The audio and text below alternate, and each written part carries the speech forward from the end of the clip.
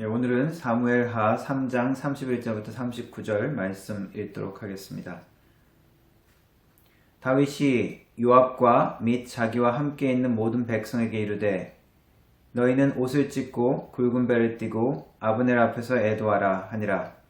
다윗 왕이 상여를 따라가 아브넬을 헤브론에 장사하고 아브넬의 무덤에서 왕이 소리를 높여 울고 백성도 다 우니라. 왕이 아브넬을 위하여 애가를 지어 이르되 아브넬의 죽음이 어찌하여 미련한 자의 죽음 같은고 내 손이 결박되지 아니하였고 내 발이 차고에 채이지 아니하였거늘 불의한 자식의 앞에 엎드러진 같이 내가 엎드러졌도다 하매 온 백성이 다시 그를 슬퍼하여 우니라. 서경에 뭇 백성이 나와 다윗에게 음식을 권하니 다윗이 맹세하여 이르되 만일 내가 해 지기 전에 떡이나 다른 모든 것을 맛보면 하나님이 내게 벌 위에 벌을 내리심이 마땅하니라 하매 온 백성이 보고 기뻐하며 왕이 무슨 일을 하든지 무리가 다 기뻐하므로 이날에야 온 백성과 온 이스라엘이 넬의 아들 아브넬을 죽인 것이 왕이 한 것이 아닌 줄을 아니라. 왕이 그의 신복에게 이르되 오늘 이스라엘의 지도자여 큰 인물이 죽은 것을 알지 못하느냐. 내가 기름 부음을 받은 왕이 되었으나 오늘 약하여서 수르야의 아들인 이 사람들을 제어하기가 너무 어려우니 여호와는 악행한 자에게 그 악한 대로 갚으실지로다 하니라. 아멘. 오늘은 사무엘하 2장부터 4장까지 내용을 중심으로 말씀 전하도록 하겠습니다. 사울이 죽은 후에 다윗은 유다 땅으로 다시 돌아갑니다. 거기서 유다 지파는 다윗을 왕으로 세우죠. 하지만 당장 이때 이스라엘의 왕이 된 것은 아닙니다. 다윗은 여전히 유다 지파에만 왕으로 있게 되어줍니다. 살아남은 사울의 아들 이스보셋과 그리고 사울의 군대 장관이었던 아브넬을 중심으로 유다 지파를 제외한 다른 민족들이 연합하여 다윗과 유다를 대적하죠. 그로부터 7년 반 동안 이스라엘은 내전 시대로 돌아가게 됩니다. 하나님이 다윗을 기름 부으셨고 왕으로 삼으셨다면 그리고 10년 넘게 사울에게 쫓겨 다녔다면 이제는 편안하게 그냥 왕이 되었으면 좋겠는데 쉽게 그렇게 왕이 되지 못합니다. 다윗은 여전히 분열의 아픔을 겪으면서 이 시기를 보내게 되어집니다. 사무엘하 이 첫 부분에 나오는 이 내용은 그 분열과 증오 가운데 서로 싸우고 죽이는 그리고 배신과 잔인한 복수에 대한 이야기도 함께 기록되어 있습니다. 이 모든 부분에 하나님께서 분명히 우리에게 주시는 교훈 중에 하나는 분열과 분쟁의 결과가 결국 비극과 죽음이라는 것입니다. 사울이 죽은 뒤에 다윗의 역할은 분명했습니다. 이제 하나님의 나라 이스라엘을 하나로 통합하는 것이었죠. 예수 그리스도의 사명, 여러 가지로 이야기할 수 있지만 그 중에 하나도 주요한 사명 중에 하나도 예수님을 따르는 신자들의 하나됨이었습니다. 예수님이 십자가에 달려 돌아가시기 전에 요한복음 17장에는 예수님이 제자들과 한 마지막 기도가 기록되어 있습니다. 거기에 보면은 하나님과 내가 예수님이 하나됨을 이야기했고 그리고 예수님과 예수님을 따르는 교회, 예수님의 제자들이 하나됨을 이야기했습니다. 그 기도의 중심이 바로 하나됨의 주제였습니다.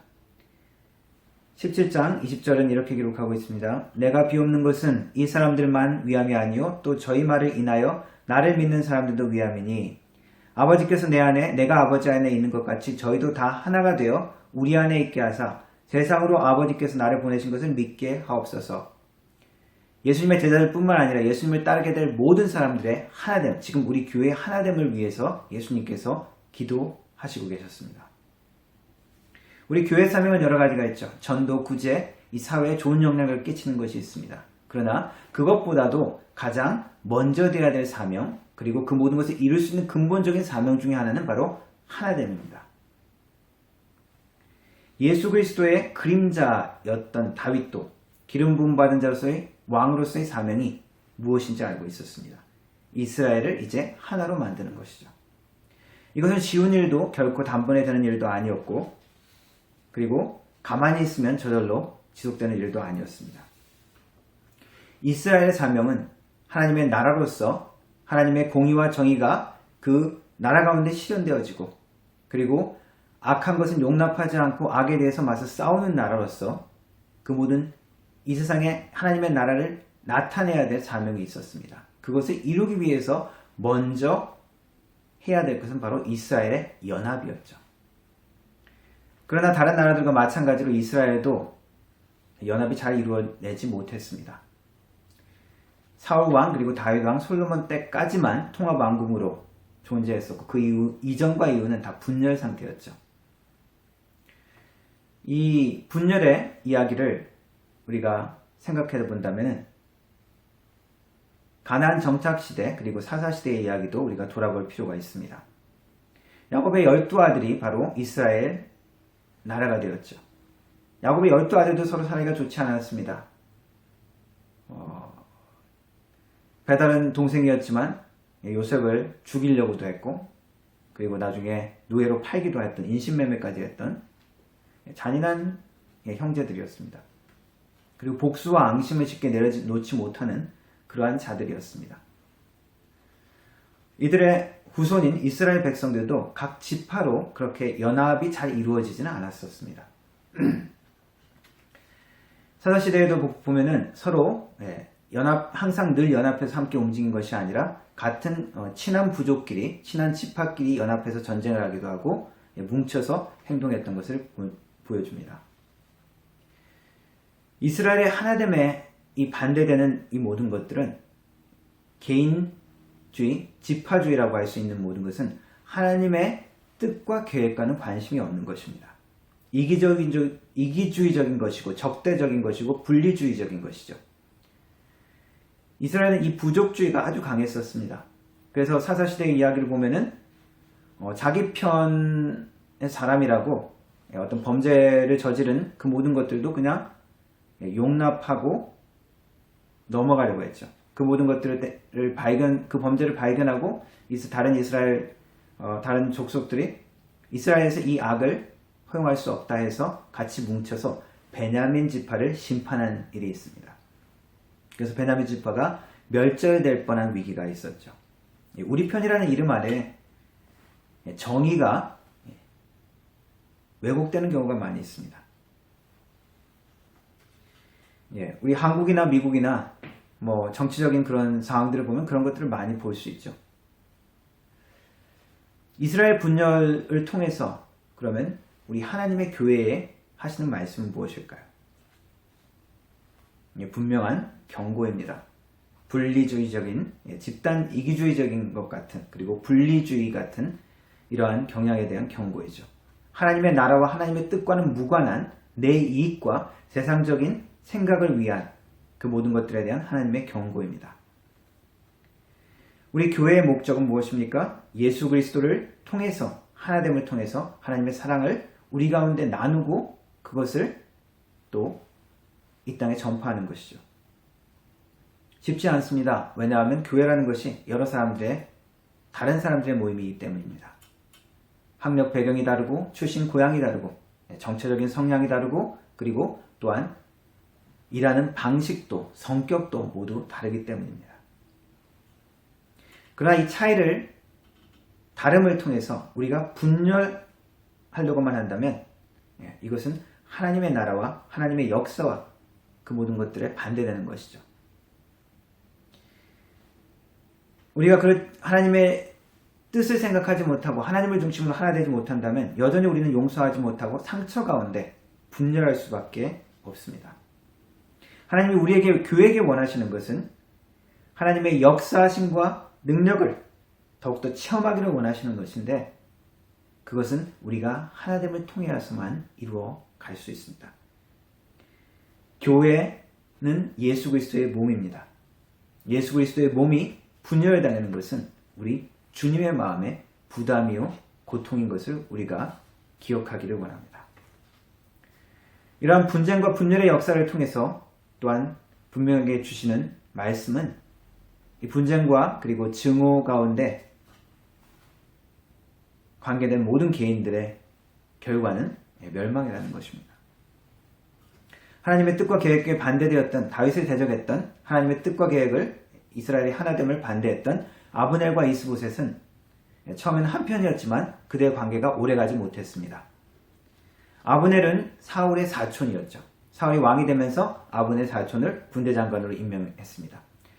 같은 지파였고 사촌지간 그런 친척관계였지만 사울 왕이 죽자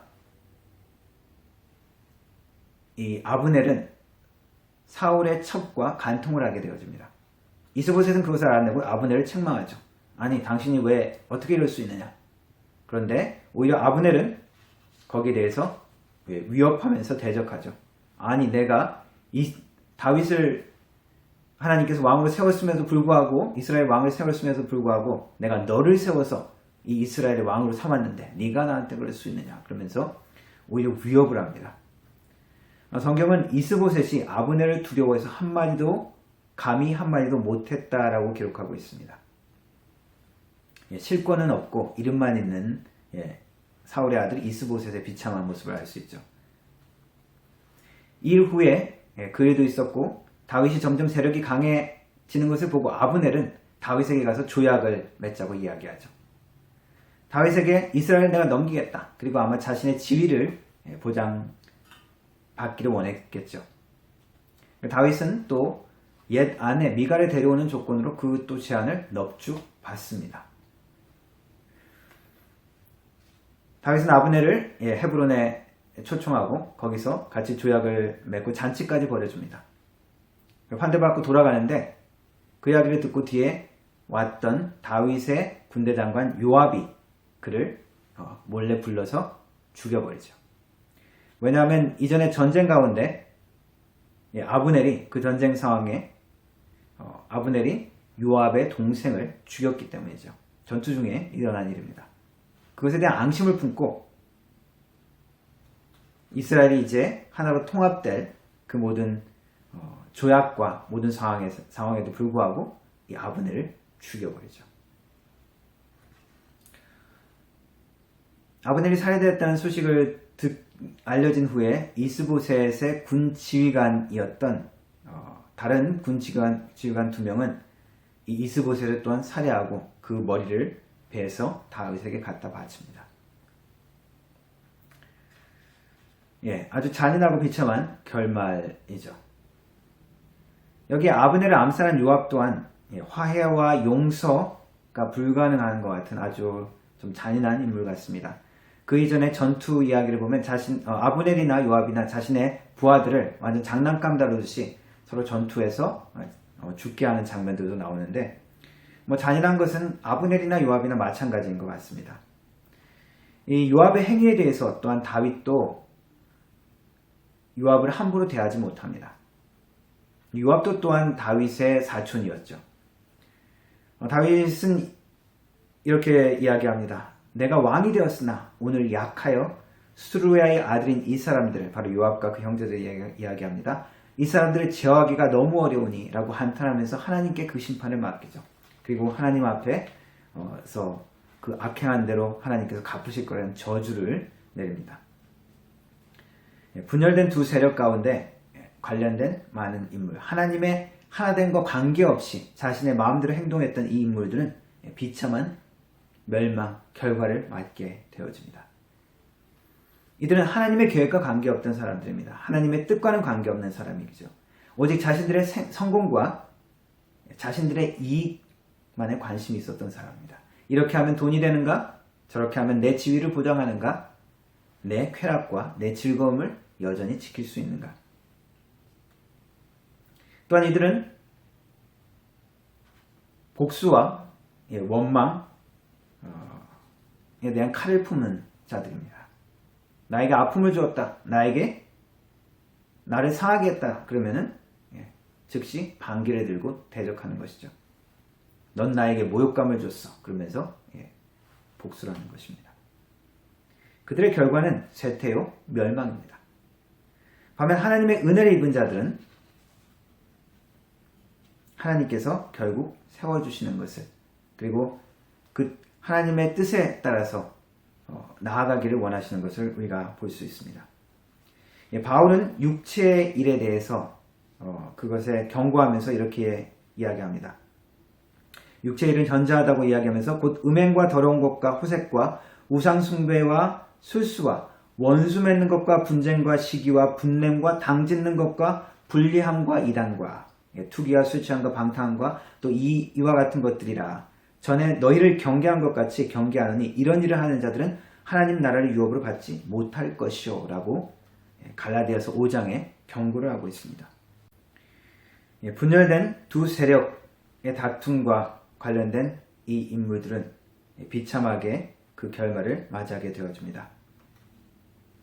오직 하나님의 뜻과는 관계없이 자신의 성공과 자신의 이익만을 위해서 살았던 자들의 결국을 우리에게 경고해주고 있습니다. 결국 하나님의 은혜를 입은 자들은 하나님의 나라의 하나됨을 위해서 살기를 하나님은 원하고 계십니다. 이 모든 이야기들 가운데 다윗을 통해서 보여주시는 것은 깨어짐의 슬픔을 통해서도 회복의 일을 하나님께서는 시작하신다는 것입니다. 이 모든 일들 가운데 다윗이 모든 일에 완벽한 것은 아닙니다. 비겁한 아브넬의 제안을 넙죽 그냥 받아들이는 모습들도 보이고 자신의 옛 아내를 찾는 모습 가운데 권력자들의 거래로 사실은 지금 잘 살고 있는 한 가정을 어떻게 보면 파탄낸 것이죠.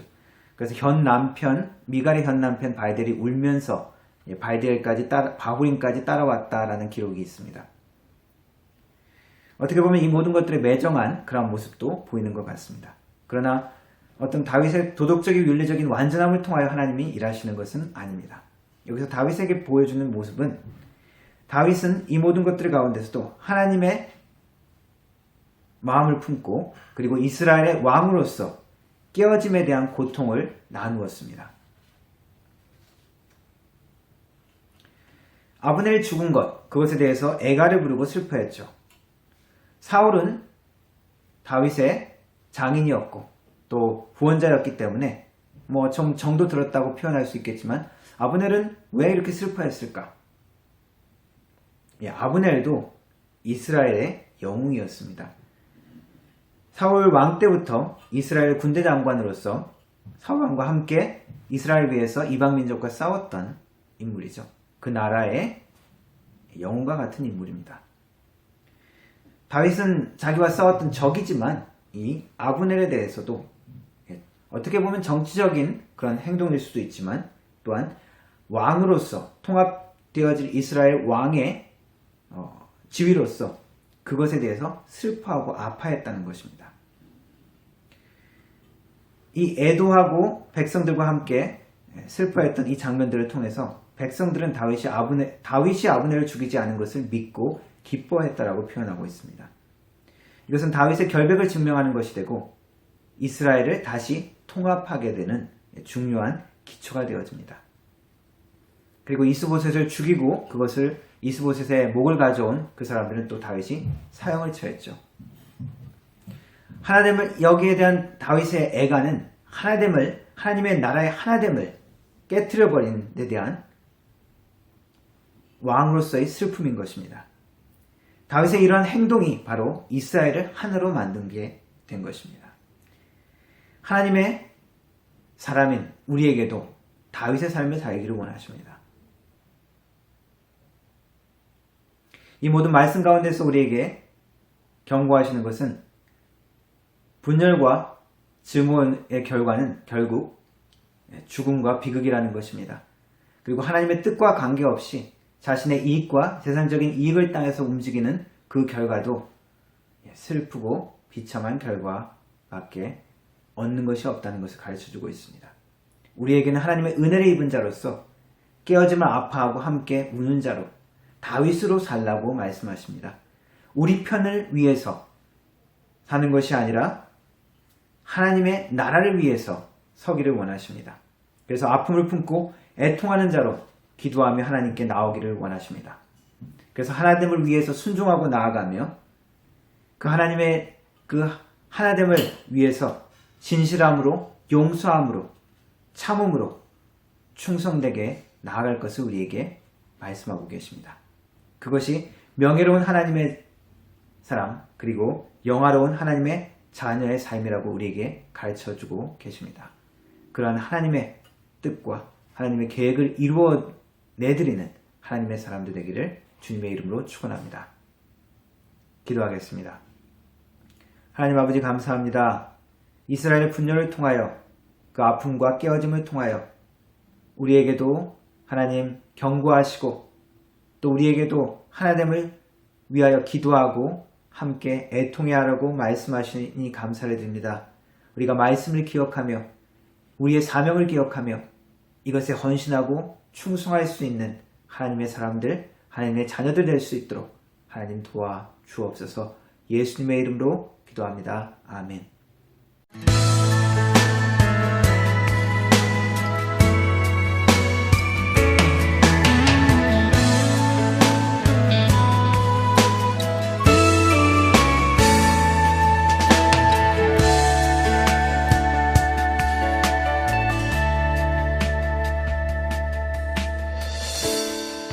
모든 상황 속에서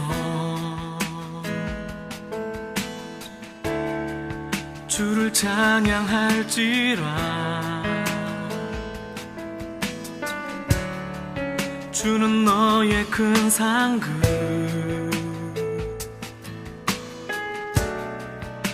큰 도움이시라.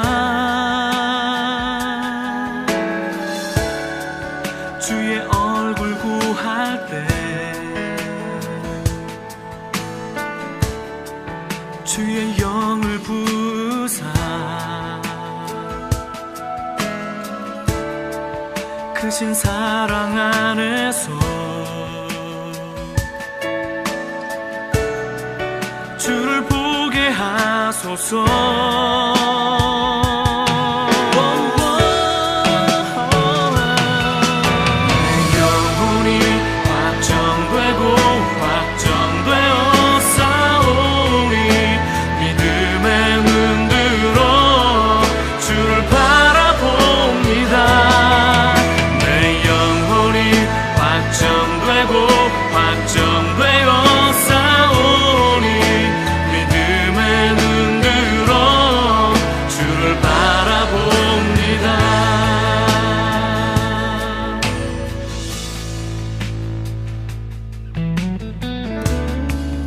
모든 상황 속에서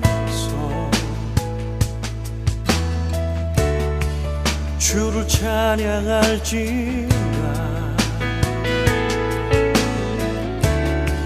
주는 너의 큰 상급,